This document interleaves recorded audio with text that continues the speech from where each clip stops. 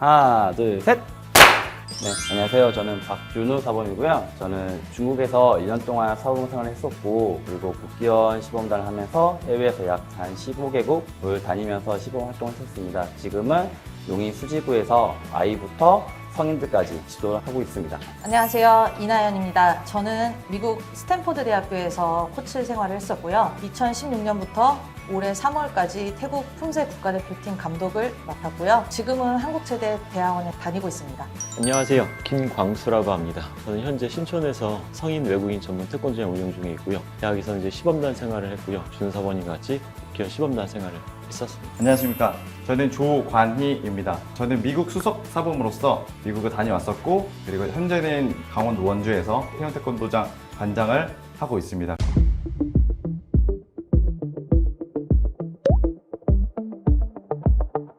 저 같은 경우는 이제 박연으로 아프리카 지방을 많이 갔었어가지고 시범을 갔을 때는 진짜 열정적이거든요. 환호를 보내주는데, 그러니까 시범을 저희가 음악을 틀고 하잖아요. 근데 음악 소리가 안 들렸어요. 워낙 소리가 커가지고 입으로 막 소리 지르면서 박자를 맞춰서 했거든요. 그 정도로 엄청 열기가 뜨거웠고 환호도 너무 뛰어나고, 그리고 아이들도 즐기면서 하는 걸 느꼈었는데, 유럽이나던가 서양 그쪽으로 가게 되면 아주 진지했어요. 프랑스 제가 시범 갔을 때는 작품을 보듯이 되게 조용하게 그런 게 좀 차이가 있었고, 나이 지긋하신 분이 제가 잠깐 알려드렸던 시간이 있는데 마스터하고 저한테 다 인사를 하시는데, 그걸 보면서 아, 여기 무도구나 라는 그런 순간도 있었던 것 같아요. 네. 봉사로는 인도에 가서 한 달 했었는데요. 저희가 생각하는 인도는 빈부격차가 심해서 봉사라고 생각하면 좀 가난한 친구들을 도와주던가 이랬는데, 뭄바이에 파견돼서 정말 부잣집 아이들을 가르치는, 제가 실제로 갔을 때 학부모님 중에 어머니가 어디 학교 교장 선생님이시고요. 그 집안인가 어머니인가 아버지인가 성을 딴 도로가 있다고 하더라고요. 그 정도로 부잣집이어서 갔더니 뭐 이제 전원주택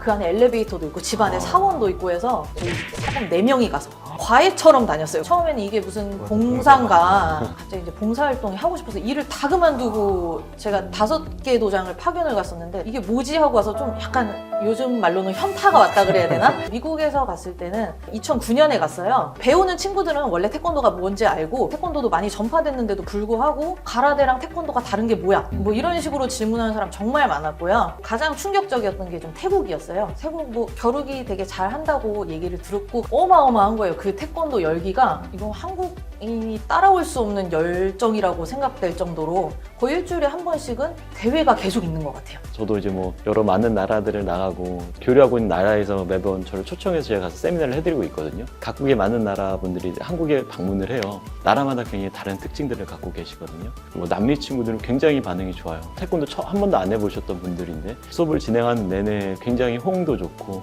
박수 잘 쳐주는데, 반면에 또 일본 분들은 정말 반응이 없으세요. 또 이렇게 말이 좀 그렇지만 중국 분들은 집중을 전혀 안 하세요. 자기 하고 싶은 대로 많이 활동을 하시고. 저희가 느끼기엔 그렇게 느끼는데 그 안에서 나름의 정리가 되어 있어요.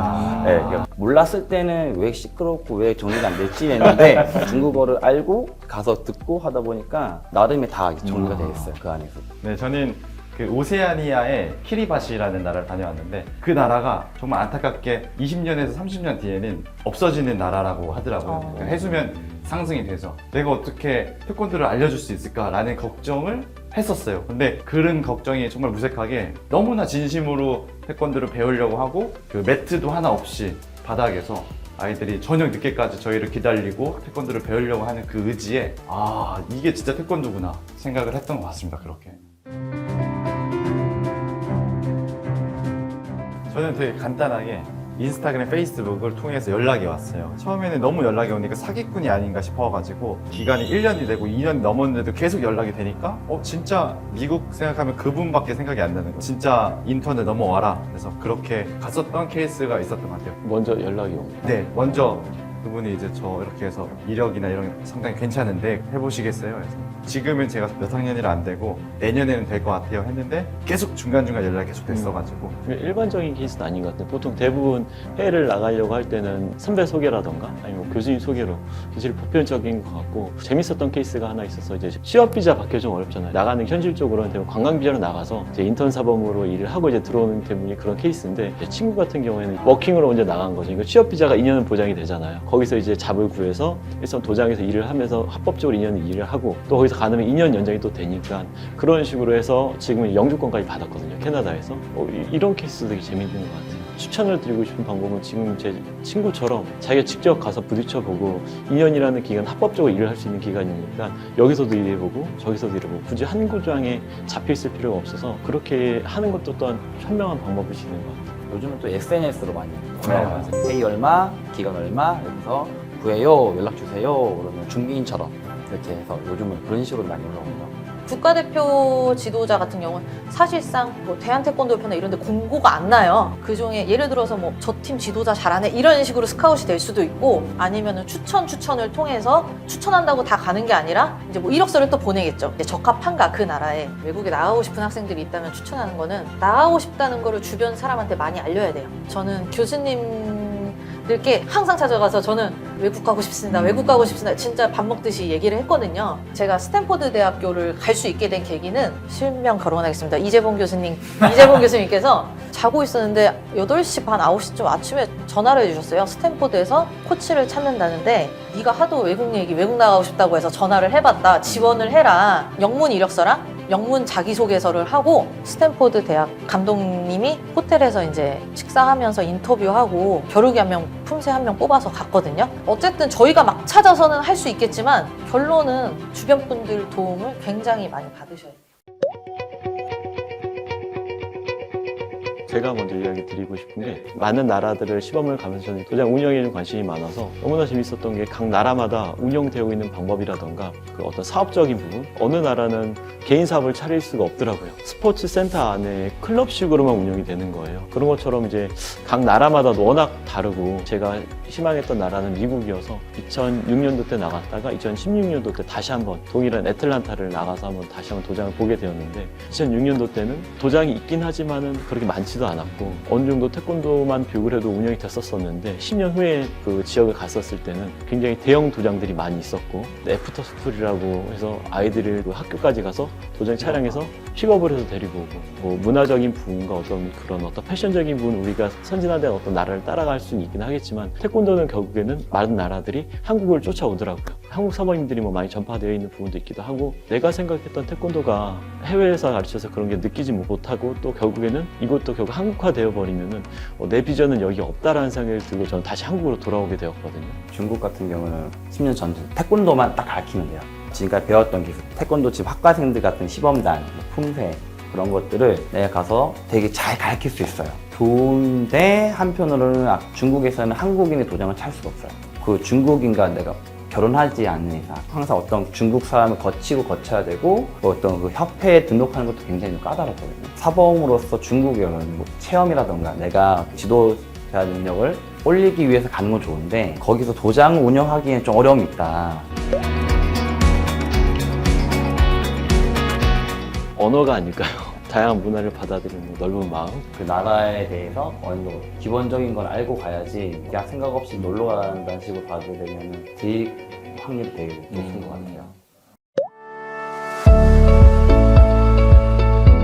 정답은 없는 것 같아요. 저도 처음에는 해외를 계획으로 세우고 있다가 지금 국내에서 도장 운영을 하고 있고 또 제 친구는 국내에서 하려고 하다 지금 해외 나가서 자리 잡은 케이스가 있어서 지금 당장 어떤 목표를 세우더라도 그 목표가 끝까지 가지 않을 수도 있거든요. 그러더라도 크게 낙심하지 마시고 갖고 있는 목표 꿋꿋하게 잘 잊지 않고 노력하시면서 본연에 맞게 좀 태권도를 발전을 시키거나 좀 더 알릴 수 있고 개개인적으로 원하는 목표를 잘 좀 취득할 수 있을 것 같습니다. 그래서 뭐 화이팅 하라는 얘기를 좀 드리고 싶습니다. 네. 저는 이제 뭐 올림픽 코치다, 뭐 아시안 게임 코치다, 뭐 이런 국위 선양다 그분들만이 아니라 국내나 해외나 도장을 운영하면서 진짜 전파하시는 분들도 당연히 더 중요하게 생각을 해요. 태권도장이 코로나 때문에 너무 어려웠었는데 이제 조금 회복돼 가니까 좀 힘내시라는 말씀을 하고 싶고요. 이제 젊은 지도자를 꿈꾸시는 분들에게 여기 사부님처럼 다양한 경험을 통해서 루트가 나오거든요. 또 태국에서 내가 뭘 하지, 뭐 미국에서 뭘 하지 않는데 또 거기서 만나는 사람에 의해서 다른 거를 알 수 있어요. 제 친동생도 태권도를 했는데 코이카로 태권도를 가르쳤는데 거기서 갑자기 사업 아이템이 생각났다고 하더니 인도네시아도 사업하고 한국에서 사업하고 태권도랑 전혀 다른 길을 가고 있어요. 그런 경우도 있고 너무 막 나간다는데 두려워하거나 피하려고 하지 말고 무조건 도전해보고 그래도 조금이라도 더 젊었을 때 많이 해봐야 된다고 생각합니다. 저 같은 경우는 이제 중국을 30살 때 갔어요. 남들이 봤을 때 늦은 나이로 갔었는데 나가는 것에 대해서 두려움을 좀 없앴으면 좋겠어요. 너무 이걸 무겁게 생각한다던가 이걸 나가서 뭔가 꼭 해내야지라는 것보다 사실 저도 원래 내가 가고 싶었던 곳이니까 에이, 몰라 가봐야지라는 게 있었거든요. 그런 어떤 경험들이 너무 좋기 때문에 가고자 하는 마음이 있다면 한 번쯤은 꼭 나가서 경험해봤으면 좋겠고 대신에 자신의 마인드 그리고 그 나라에 대한 어느 정도 기본적인 태도라든가 문화 어느 정도 알고 갈 수 있도록 노력했으면 좋겠고요. 일단 나갔으면 좋겠어요. 나가보시고 안 되면 빠르게 오세요. 네, 그것도 좋은 방법일 것 같아요. 너무 거기 얽매이지 않았으면 좋겠어요. 네. 뭐든지 자기가 뭐 선택을 하는 거니까 그거에 대해서 책임을 지면 되는 거고 해보지 못한 사람과 해본 사람은 큰 차이가 있다고 생각을 해서 제가 한국에 오는 것도 아니 미국에 있으려고 했었던 것도 다 선택이었으니까 아주 값진 경험을 얻었다고 생각을 합니다. 미국 인턴이라든지 미국을 갔다 오지 못했다면은 분명한 후회가 있지 않았을까. 아, 나 그때 미국 정말 한번 가볼 걸. 아, 진짜 작은 후회라도 남는다는 사람 있다면은 저는 인턴이라든지 봉사단이라든지 해보시면은 좋을 것 같습니다. 국내 해외에서 각자의 위치에서 태권도 발전을 위해서 항상 열심히 해주는 사관님들과 해외 진출을 목표로 하는 학생들을 위해서 응원하고 싶습니다. 그리고 모두 화이팅 하십시오. 하나, 둘, 셋. 화이팅!